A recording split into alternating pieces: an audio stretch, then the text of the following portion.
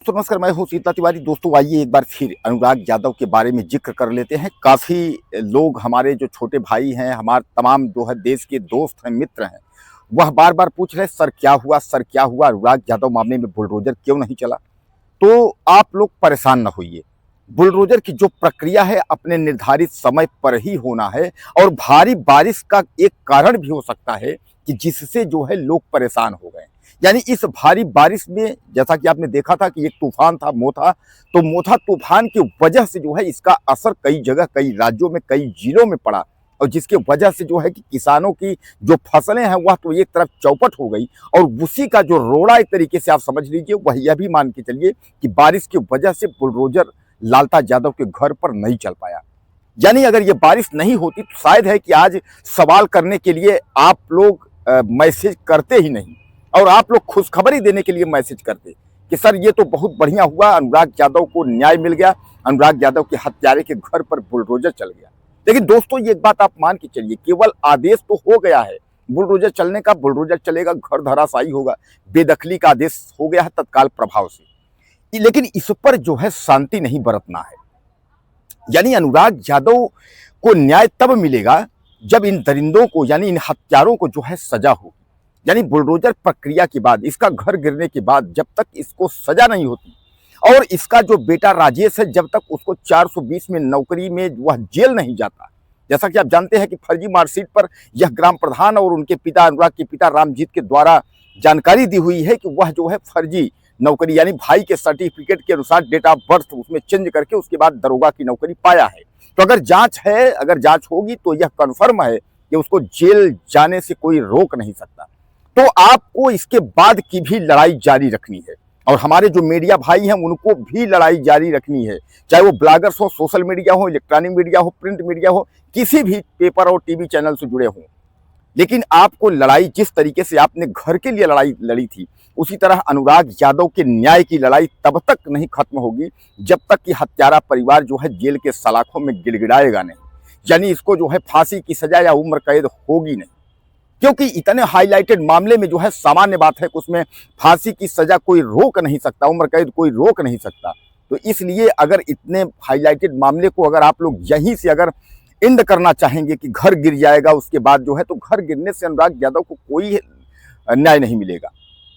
बस ये है कि अनुराग यादव की हत्या हुई, ये हुआ कि अपराधियों को कुछ भी नहीं हुआ। एक सकून, थोड़ा सा सकून होगा, आत्मा को शांति तभी मिलेगी जब मकान, इसका 2 मंजिला मकान जब ढहेगा, जिस मकान और जिस घर और संपत्ति के लिए जो है इसने हत्या की है एक मासूम बालक की, तो जब कंफर्म होगा कि हाँ अब इसको जो है घर गिरने के बाद, बेदखली के बाद जो है अब इसके ऊपर कार्रवाई हो रही है, बेटे की नौकरी जा रही है, पूरा परिवार जो है हत्या के रूप में जो है सजा, यानी कोर्ट से सजा हो रही है या उम्र कैद यानी फांसी, जो कुछ भी है, तब तक लड़ाई जो है हम लोगों को जारी रखनी है।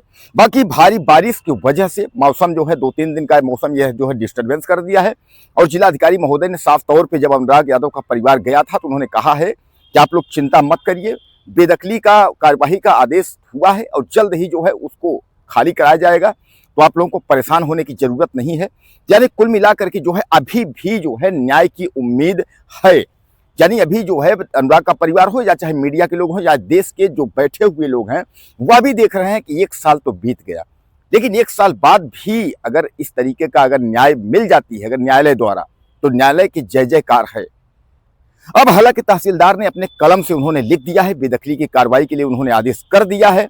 अब यह है कि लालता के पास दूसरा दरवाजा खटखटाने के लिए है। दूसरा दरवाजा का मतलब यह है कि अगर तत्काल प्रभाव से कार्यवाही नहीं हुई तो दूसरा दरवाजा यह है कि झूठ का केस करने के लिए आप दीवानी, collectorate, high court, supreme court, तमाम कोर्ट हैं, तारीख लगने की वाली बात है। जिस तरीके से इसमें जो है 1 साल निकल गए तारीख लगते लगते, तो तारीख लगने की तमाम केसेज हैं। लेकिन अब यह है कि तत्काल प्रभाव से यह कार्रवाई होनी जो है अति अनिवार्य है। दोस्तों, अनुराग यादव को 1 साल हो गए। 1 साल की जो बरसी होती है, जिसको बरखी कहते हैं, तो वह भी जो है समाप्त हो गया।